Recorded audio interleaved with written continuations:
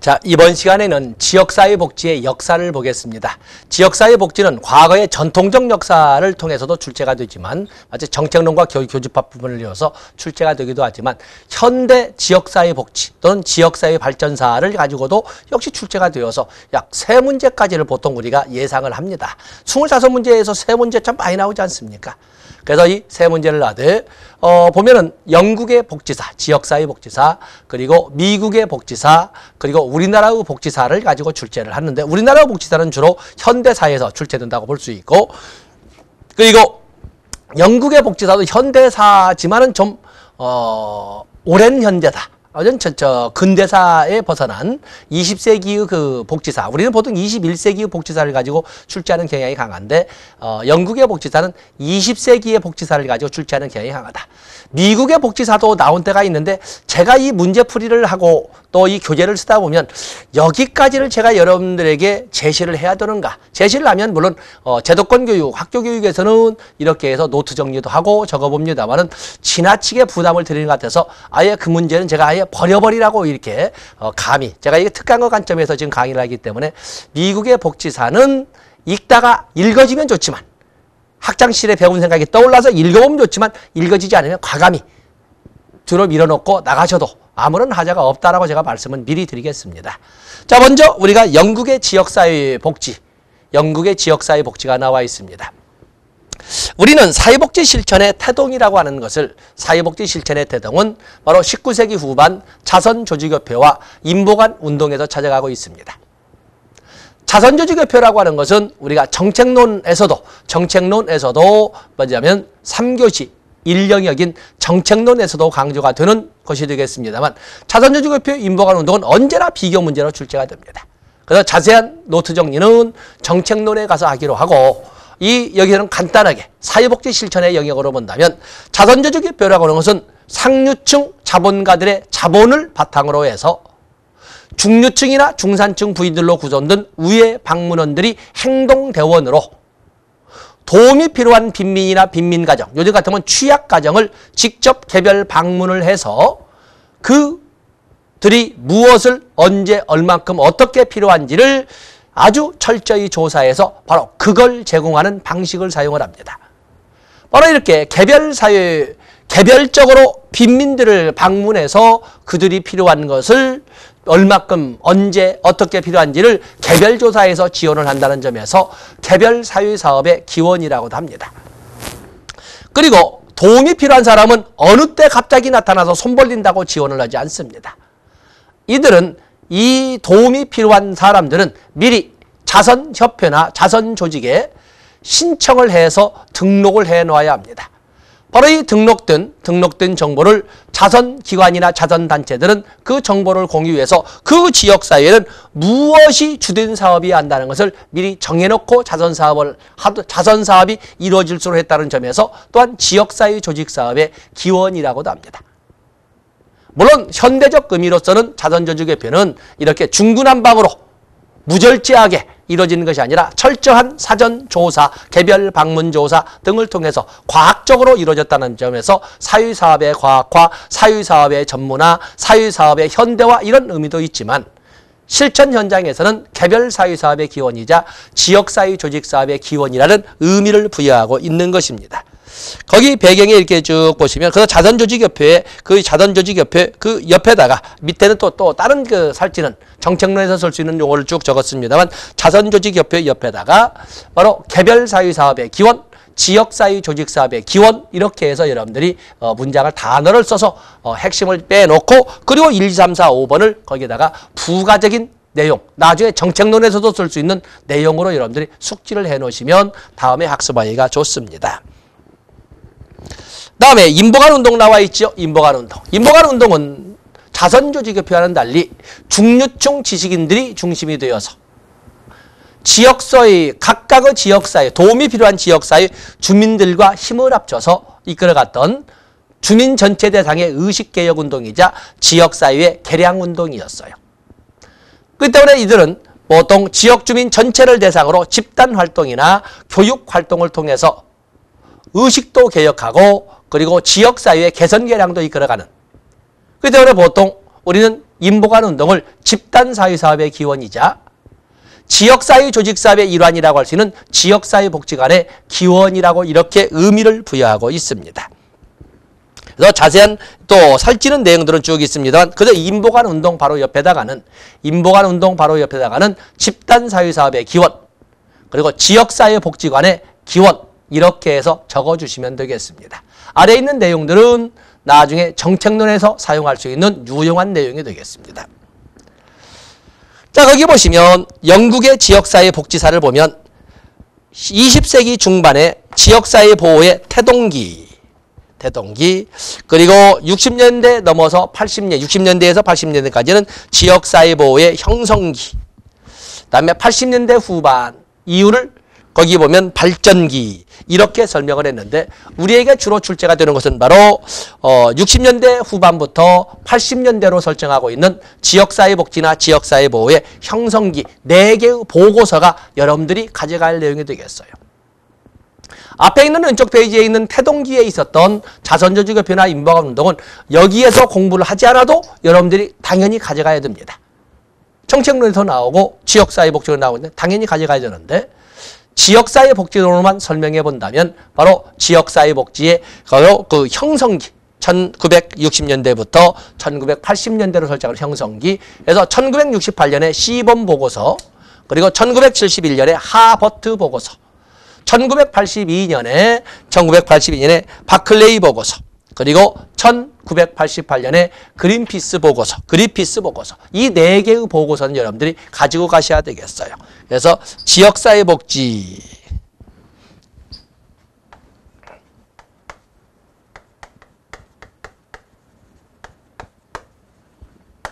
복지 또는 지역사회 보호 복지 보면 적어도 다른 건 많지만 1869년 자선조직협회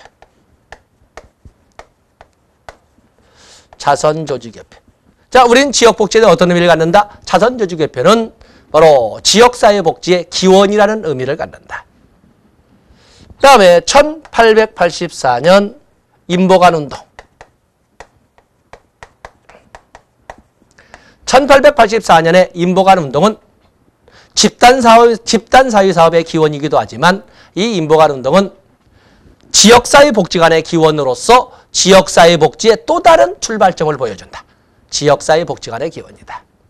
그 다음에 1968년에 시범보고서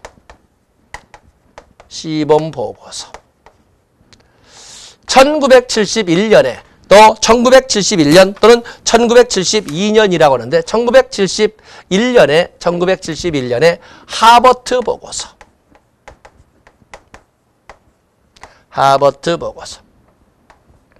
1982년에 또 1982년에 있는 버클레이 보고서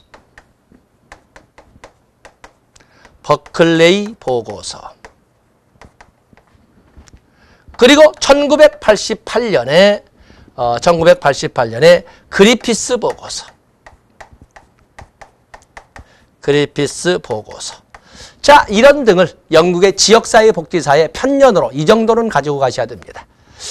오랫동안 기다렸었는데 시범보고서가 개별적으로 출제가 됐다고 하는 것은 계속 시범보고서, 하버트 보고서, 버클레이 보고서, 그리피스 보고서가 계속 여기야 당연히 종래부터 나왔으니까 당연하지만 기다리고 있었던 이 4개의 보고서 현대 지역사회 복지에 관련된 현대사회의 문서들이 드디어 개별적으로 출제되기 시작했어요.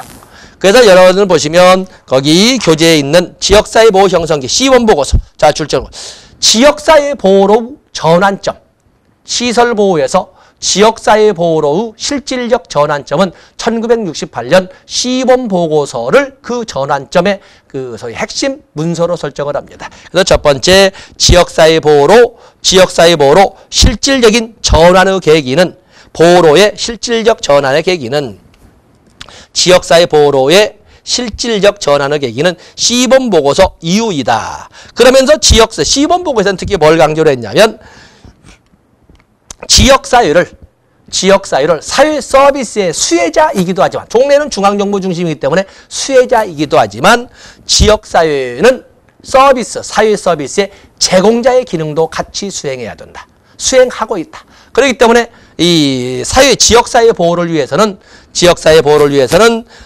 권한과 재정을 대폭 지방자치단체에 넘겨주어야 한다라는 것을 처음 주장했던 것이 시범보고서가 되겠어요. 그래서 거기 2번에 보시면 문장은 세 줄로 되어 있지만 전부 윗줄도 아랫줄도 모두 중요한 내용이 되겠어요. 지역사회를 단순히 사회서비스의 수혜자로만 보는 것이 아니라 사회서비스의 제공자로도 같이 인식했다. 그리고 지역사회 보호를 위한 권한과 재정을 대폭 지방자치단체에 이양해 줄 것을 처음 요구했던 문서이다. 라는 데에서 두 가지가 다 첫 줄, 둘째 줄이 모두 중요한 내용이 되겠어요.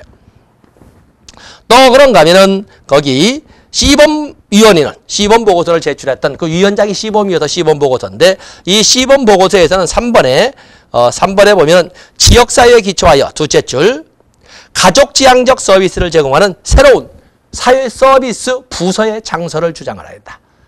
지역사회를 기반으로 가족지향적인 서비스를 제공할 수 있는 새로운 서비스 부서의 창설을 제안했던 것도 시범보고서가 되겠습니다.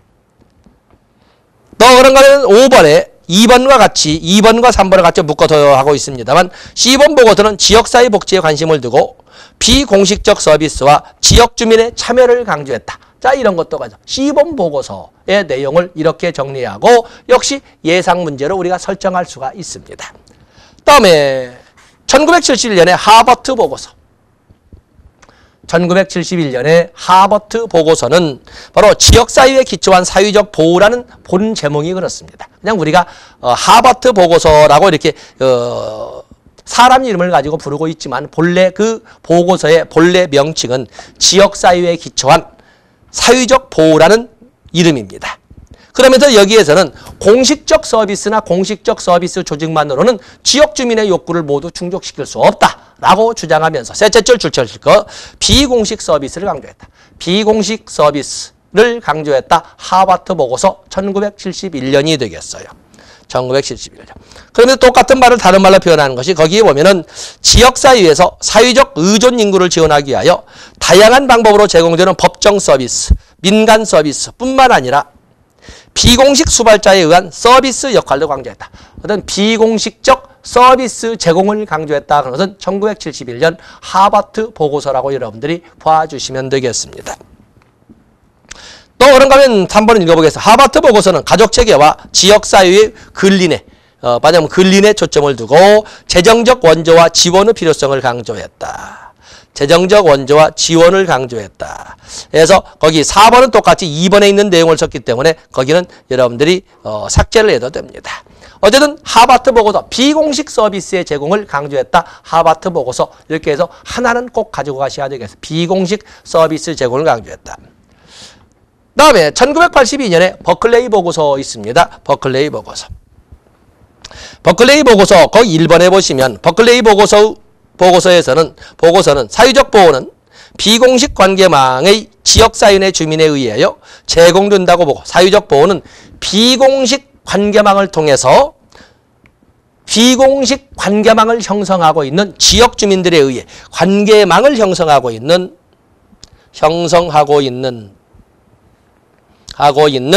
주민들에 의해서 제공된다고 보면서 사회사업가의 직무와 역할에 대한 광범위한 즉 다양한 제안을 했다는 것을 버클레이 보고서라고 합니다. 그러면서 거기 보시면 지역사회를 뭐라고 하냐면 지역사회를 둘째 줄 다양한 결합에 의해 상호 간 유대를 가진 사람들 간의 비공식 조직망, 지역사회를 비공식적 조직망으로 인식한 것은 버클레이 보고서 1982년이 되겠습니다. 지역사회를 비공식적 조직망. 그러면서 비공식적 조직망의 중요성, 비공식적 서비스 제공을 강조한 것은 하버트 보고서고 비공식적 조직망을 강조한 것은 버클레이 보고서가 되겠습니다. 비공식적 조직망의 중요성을 강조했다. 공식적 사회 서비스가 고립되지 않으려면 비공식적 서비스와 긴밀한 연계를 맺어야 된다라고 주장한 것이 버클레이 보고서라는 것을 3번에서 설명을 했습니다. 똑같은 말 하고 있죠. 4번에 똑같은 말 해서 여러분들 비공식적 서비스 제공을 강조했던 것은 하버트 보고서, 비공식적 조직망을 강조하면서 공식적 서비스 제공 조직망과 비공식적 서비스 조직망의 긴밀한 연계를 강조하는 것은 버클레이 보고서가 되겠습니다. 역시 우리가 가져갈 문제가 되겠어요. 다음에 1980년대 후반에 그리피스 보고서. 오른쪽 페이지에 보면 나와 있지요. 그리피스 보고서. 저 그리피스 보고서를 보시면 거기에 보면 시범 보고서에도 제안되었던 지역사회 보호를 위한 권한과 재정을 대폭 지방자치단체에 이양해야 된다고 제안했던 것은 1968년의 시범 보고서였어요. 그것을 다시 한번 재차 권고했던 것이 바로 여기 1988년에 했던 그리피스 보고서가 되겠습니다. 1번에 보시면 지역사회 보호의 권한과 재정을 지방자치단체에 이양할 것을 제안하였다. 그렇지요? 제안하였다.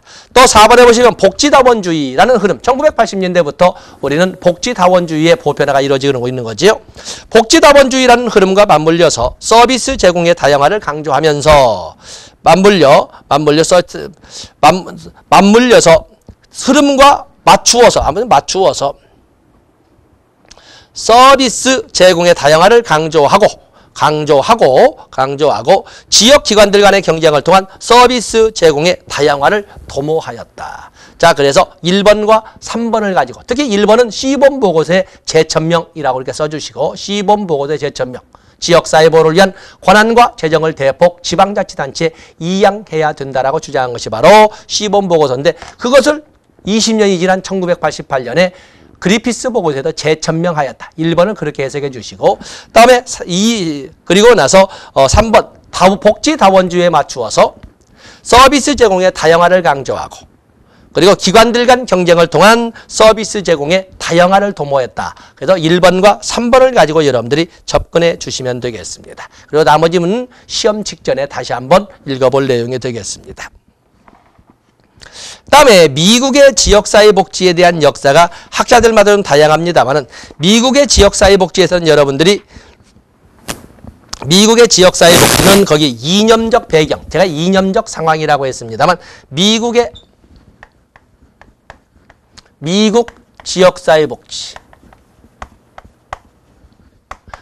지역사회복지의 이념. 영국의 지역사회복지의 근간이라고 하는 것은 역시 거기 보면은 자선조직협회 또 그럼 급진주의적 성격을 가진 인보관 운동을 바탕으로 하는 것처럼 여기도 역시 사회진화론을 하나의 복지실천의 하나의 이념으로 사용한 것은 사회진화론에 바탕한 것은 자선조직협회죠. 사회진화론, 사회통제적 관점에서 적자생존론의 입장에서 따라오면 가치로운 자로서 지원해 주지만 따라오기 싫어하고 거부한다면 가치롭지 못한 자라고 해서 제거해버리는 그래서 가치로운 자로 국한된 자선활동을 했다는 것이 자선조직협회 아니겠습니까? 이것은 그야말로 사회통제적 관점이었어요. 사회통제적 관점. 자선조직협회죠.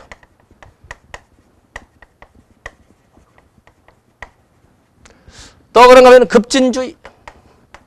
지금이야 뭐 급진주의적인 것도 아니지만 그 당시에는 체제에 대한 사회 개선, 사회 개량, 사회 개혁 이런 말은 기존 체제를 거부한다는 표현이기 때문에 급진적 기독교 사회주의의 영향을 받아 이렇게 표현하는데 급진주의. 이것은 이 급진주의라고 하는 것은 이것은 급진주의적 입장에서는 이것은 인보관 운동에서 이끌어갔던 하나의 지역복지의 배경이 되겠어요. 그렇죠. 그래서 여기는 다양한 노동운동이나 인권운동에 영향을 미친. 그래서 급진주의는 바꿨었군요. 노동운동이나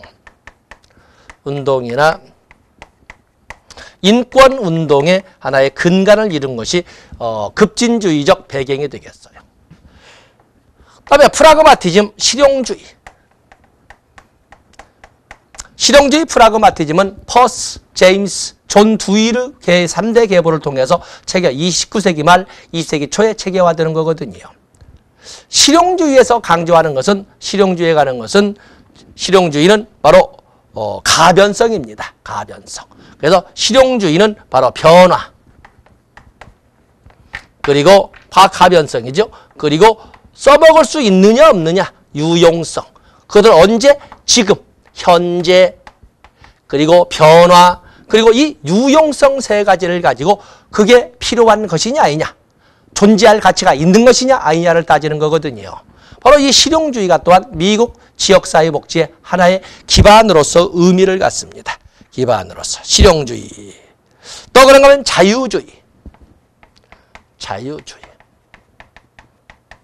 그다음 미국 지역사회복지의 4대 이념적 배경, 그러면은 사회진화론, 급진주의, 실용주의, 자유주의, 이렇게 네 가지를 이념적 배경으로 한다는 것을 여러분들이 알아주시면 되겠습니다. 내용까지는 아니라 하더라도. 당연히 여기는 2번에 페이지는 자선저주개표 인보관 했는데, 자선저주개표는 사회진화론적 배경을 가지고, 인보관 운동은 바로 급진주의적 배경을 가지고 등장하는데, 역사를 보면은 자선저주개표는 1969년에 런던 자선저주회가 만들어진 이후로 1977년에 거트에 의해서 미국 버팔로 자선저주개표가 만들어집니다. 그러니까 미국에서는 미국 자선저주개표는 영국보다는 약 8년이 뒤진 1977년에 거트에 의해서 버팔로 자선저주개표가 창설되었다는 것을 알아주시면 되겠고, 그다음에 인보관 운동은 1884년에 런던의 토인비호를 시작점으로 하지만 그로부터 2년 후에는 코이트에 의해서 뉴욕 글린길드가 미국 최초의 인보관으로 설립이 되고, 그로부터 또 3년 후에는 1889년에 바로 아담스에 의해서 시카고의 헐 하우스가 이렇게 만들어지는 연표도 여러분들이 갖춰 놓으시면 또 도움이 될 겁니다. 나중에 또 이제 정책론 할 때 보겠습니다. 뭐 그런 정도 여러분들이 가지고 가시면 되겠어요. 다음에 여러분들은 바로 해서 우리나라의 지역사회복지를 보세요. 우리나라의 지역사회복지. 우리나라의 지역사회 차원에서의 어려운 사람을 돕는 지역사회복지는 오래전부터 있었습니다. 그 오래전부터 있었던 흔적을 우리는 여기 있는 것처럼 두레나 또는 품앗이 또는 개, 향약, 사창 등을 통해서 우리가 이렇게 살펴보고 있는 것입니다. 거기에 보면은 두레라든지 품앗이라든지 개라든지 또는 향약이라든지 또 사창이라든지 이것은 전부 민간 주민들 스스로가 이끄는 민간 자치 조직들입니다. 민간 자치 조직이다. 그 중에 향약 여러분들이 꼭 기억해 놓으셨다가 향약 16세기에 정암 조광조 선생에 의해서 중국 송나라 여시 향약이 받아들여졌다가 조광조 선생이 기묘사화로 사형을 당하면서 그것도 사실은 폐지됐어요. 흐지부지 됐죠. 그랬던 것을 당시 16세기에 양대 성인으로 나오는 퇴계 이황 선생과 37살이라는 나이는 어리지만 율곡 이 선생이 정암 선생의 그 뜻을 받아들여서, 그리고 그 스타일을 조선 실정에 맞게 바꾸어서 조선에 정착을 시키게 됩니다. 이게 바로 퇴계 이황 선생이 만드는 예한향약이라든지 율곡 이 선생이 만들었던 서원향약이나 처가가 있었던 황해도 해주향약이라고 하는 것입니다. 향약은 다양한 규약이 있지만 향촌자치규약으로, 자 한번 적어볼까. 향약.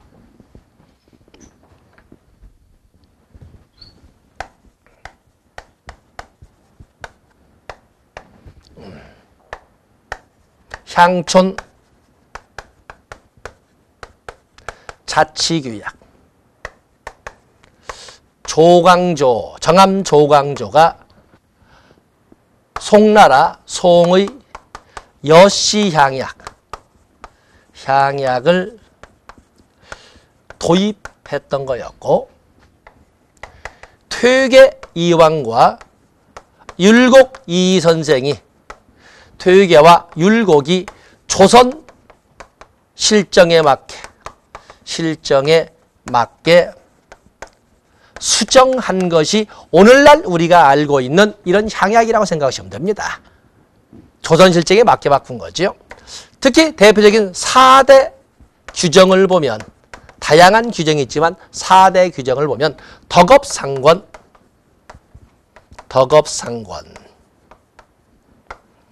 예속상교, 과실상규, 그리고 환난상율, 이렇게 4개가 가장 대표적인 규약이 되고, 그 중에 사회복지에 관련된 것은 환난, 어려운 일이 있으면 상휼 서로 돕는다라는 것이 우리 복지에 관련된 규정이라고 할 수가 있겠습니다. 그래서 이 향약을 좀 더 이렇게 정리를 해봤습니다.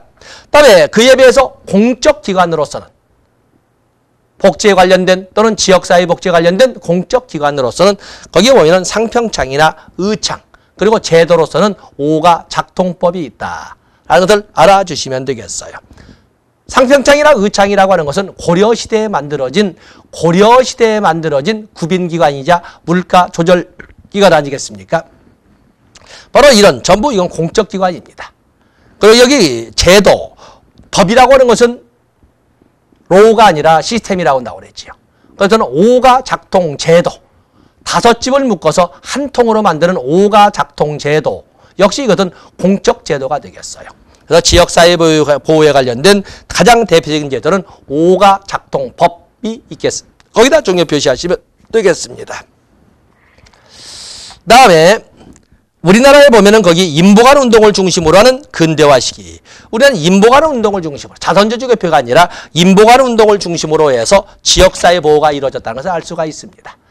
우리 역사에서 인보관 운동이라는 것은, 자, 여기 세계사적으로 인보관 운동을 생각해 보시면, 인보관 운동은 1884년에 런던 토인비호를 시작점으로 1886년 미국 뉴욕 글린길드, 1889년 아담스에 의한 시카고의 헐하우스, 그로부터 15, 16년이 지난 후인 1906년에 조선에도 원산, 인보관이 원산 반열방으로 인보관이 등장을 하지.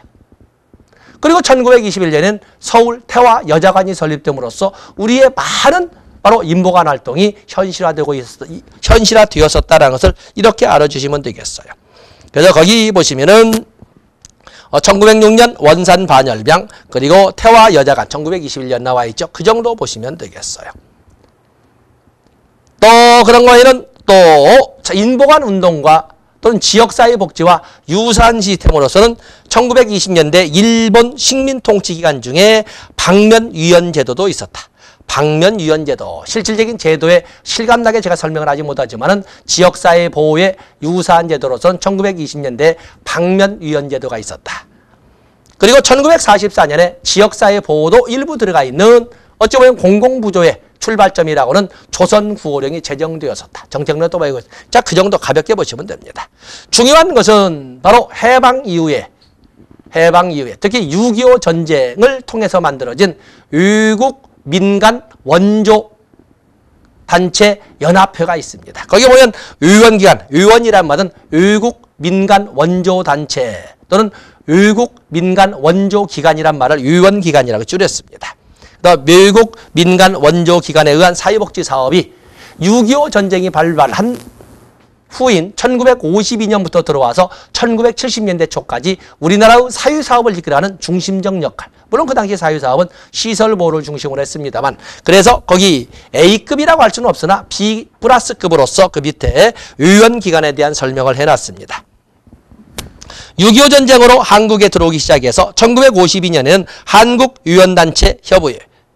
이 한국의원단체는 좀 민간입니다. 정부끼리 파견하는 것이 아니라 민간 원조단체라는 것을, 민간이란 말을 절대로 잊어서는 안 돼요. 박스 위에 거기 민간이란 단어를 썼죠. 민간 동원에 쳐놓으시고. 거기 보면 어떤 영향이 있었냐면 종교와 밀접한 관계가 있었다. 한국의 전문사회사업의 시작을 촉발하였다. 시설 중심의 사회사업의 발전의 계기가 되었다. 이런 등등을 여러분들이 인식을 해 놓으시면 되겠습니다. 또 그런가는 오늘날 우리가 지역사회 보호 또는 지역사회 복지 그러면 새마을 운동을 우리가 부정할 수 없습니다. 새마을 운동 여러분들이 같이 꼭 숙지를 해 주셔야 됩니다. 새마을 운동 같이 숙지를 해 주세요. 새마을 운동. 그래서 새마을운동 보면 1970년에 들어가면서 이렇게 근면자조협동을 가지고 만들어졌다. 그래서 새마을운동 쭉 읽어보시고, 여러분에게 우리나라의 한국의 지역사회 복지사로 출제가 되는 것은 바로 오른쪽에 있는 지역사회 복지의 새로운 변화, 현재라고 제가 이렇게 교재를 했어요. 현재, 그냥 현재 출제된 것은 바로 여기에 있다고 볼 수가 있겠습니다. 그래서 거기에 보면 3번에 2000년 국민기초생활보장법 시행으로 인한 자활사업 본격화, 그리고 2003년 사회복지사업법 개정으로 인한 지역사회복지계획, 지금은 지역사회보장계획이라고 합니다. 지역사회복지계획 수립의 의무화, 또 2004년에 이제 공부방이 바로 아동복지법 개정으로 지역아동센터의 법제화. 2004년입니다. 지역아동센터의 법제화. 그다음에 2007년에는 두 가지가 있지요. 드림스타트 사업. 취약계층 아동이나 취약계층 가정에 대한 맞춤형 통합서비스 제공사업. 0에서 12세 임산부로부터 초등학교 12살 정도까지를 대상으로 하는 맞춤형 통합서비스 지원사업을 드림스타트 사업이라고 합니다. 그래서 똑같이 기회준 등을 이끌어가고자 하는 아무리 없는 사람도 취약한 계층의 가정이라 하더라도 똑같은 출발점을 누릴 수 있도록 해줘야 한다는 드림스타트 사업. 정책론의 입장으로 본다면 평등 중에 기회평등을 구현하는 제도라는 것도 같이 떠올려 주셨다가 나중에 쓰시면 됩니다. 또 2007년도에는 또 뭐가 있어요? 아동발달지원계좌라고는 디딤시아 통장도 역시 2007년에 만들어집니다. 그래서 18세 미만의 아동이 보호자나 후원자의 지원을 받아 3만 원 이내의 적립을 하게 되면 지방자치단체에서 똑같은 금액을 같이 적립해 주었다가 나중에 18세가 넘어 아동복지의 아동보호의 대상에서 벗어나게 되면 그걸 종잣돈 삼아서 사업을 하던 주택을 구입하던 교육을 받을 수 있도록 해주는 아동발달지원계좌인 자산형성사업, 자산형성지원사업을 아동발달지원계좌라고 합니다. 2007년 보시고 그다음에 2010년에 보면은 넷째 줄 나와 있죠. 사회복지 통합관리망인 행복이음이 2010년에 만들어지고 2012년에 시군구 단위의 셋째 줄 시군구 전담조직으로서 희망복지지원단이 2012년부터 태동이 된다. 물론 이전에 있던 것들 이름을 바꿔서 이렇게 들어갔습니다만 어쨌든 2012년부터 희망복지지원단이 만들어졌다. 그런 정도를 여러분들이 가지고 가시면 되겠습니다. 문장이 있으면 옆에다가 연도와 단어를 가지고 여러분들이 노트 정리를 해 놓으시면 되겠습니다. 자, 이런 정도를 통해서 우리가 미국 것은 간단하게 이념적 배경만 설명했습니다만은 지역사회 복지사가 나오는 것이 한 3문제 정도가 되어서 좀 꼼꼼히 살펴봤습니다. 자, 이 시간 여기까지 하고 다음 시간에 지역복지 실천의 이론적 기초에서 체계 이론, 생태학 이론, 기능주의 이론, 갈등 이론 뭐 이런 등등을 지역복지 실천의 이론적 배경을 살펴보도록 하겠습니다. 고맙습니다.